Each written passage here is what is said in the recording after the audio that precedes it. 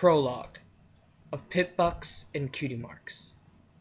If I'm going to tell you about the adventure of my life, explain how I got to this place with these people and why I did what I'm going to do next, I should probably start by explaining a little bit about Pip-Bucks. What is a Pip-Buck?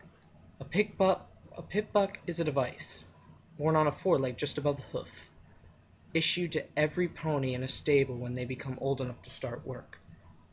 A blending of unicorn pony magic and science. Your Pip-Buck will keep a constant measure of your health and even help administer healing poultices and other medicine. Track and organize everything in your saddle packs, assist in repairs, and keep all manner of notes and maps available at a hoof tap. Plus, it allows you to listen to the stable broadcast whenever you will like, as it can tune into and decrypt just about any radio frequency. And that's not all. The pony's Pip-Buck generates an EFS, eyes forward sparkle, that will indicate the direction and help gauge whatever the ponies or creatures around you are hostile. And perhaps most impressively, a Pip-Buck can magically aid you in a fight for brief periods of time. Through use of the ZAT stable tech arcane targeting spell, and a feature not to be forgotten, it can keep track of the location of tagged objects or people, including the wearers of other Pip-Bucks. So if a pony somehow got lost, don't ask me how you could get lost in a stable, but it does happen on occasion.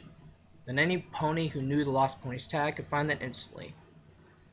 It can even be made to glow like a lamp. So yes, Pip-Bucks really are a testament to unicorn pony arcane sciences, and yes, having a Pip-Buck is a big advantage. So with how wonderful and miraculous all that just sounded, it's hard to impress upon ponies who never lived in a stable just how ordinary, how pedestrian, a Pip-Buck was in the eyes of ponies living in Stable 2, and why I was disappointed to have one as my cutie mark. Every pony in Stable 2 had a Pip-Buck. All that stuff I mentioned, most ponies don't use even half of that. They just used it to tune into the stable broadcast, listen to the sweet, sweet voice of Velvet Remedy in the evenings, or the latest school singing competitions during the day. The stable had 2 soccer leagues, one which allowed Zats and one which prohibited it otherwise. Most ponies paid their Pip-Bucks almost no attention at all. The Overmare issues each pony their own Pip-Buck on the day of the cutie mark party, usually a day or two after you get the mark on your flanks that tells every pony what makes you special, what you're destined to be good at. Once it shows, the Overmare knows what work to assign you. You know your place in the stable. So no, I was not thrilled that what made me special was something that every pony had, which was a lot like being told I wasn't special at all. Sure, getting a Pip-Buck as my cutie mark could have meant I was destined to become an awesome Pip-Buck repair filly or something, but in reality, it was like getting a cutie mark of a cutie mark. It didn't help that I was the last pony to get her cutie mark, not surprising in retrospect. Kinda tough to find what you're supposed to be good at when you're not supposed to be good at is something you don't get until you found that what you're supposed to be good at. So I tried everything. I even tried to invent new things. As a unicorn pony myself, my innate magics allow me a level of fine manipulation that earth ponies don't enjoy. Any pony can hold a key in their teeth and open a lock, but using multiple tools in a very delicate operation, that requires precision levitation. So I decided to learn to pick locks with a bobby pin and screwdriver, and I was even getting pretty good at it. Unfortunately, it didn't get me my cutie mark, it just got me into trouble. I even, to my humiliation, went through the cutie mark aptitude test, in hopes of it would guide me to what made me special, but no, my cat was utterly average, with only marginally higher scores in a couple areas, indicating that I might be suited for work as a Pip-Buck technician or a stable loyalty inspector.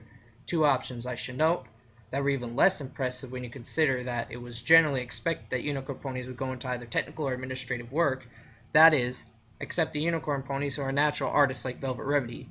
As I said before, our inherent magic allows us to sort of fine manipulation that technical work demands. Likewise, the Overmare and our government were always unicorn ponies.